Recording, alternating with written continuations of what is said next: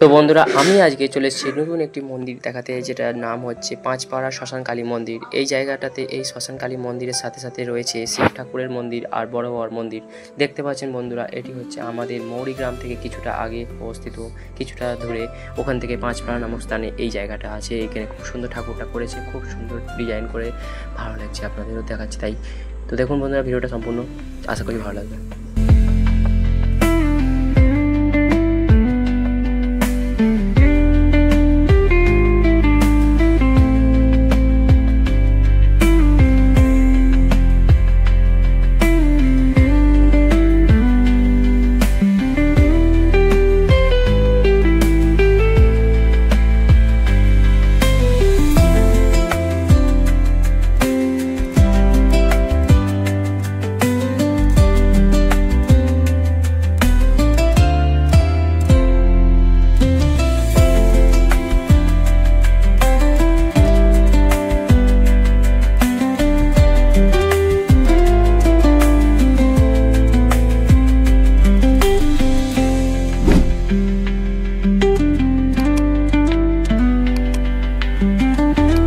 তো বন্ধুরা, আমার এই পাঁচপাড়ার শ্মশান কালী মন্দিরের ভিডিওটি কেমন লাগলো আমাকে অবশ্যই কমেন্ট করে জানাবেন আমার মাই লাইফ বিশ্ব ইউটিউব চ্যানেলে।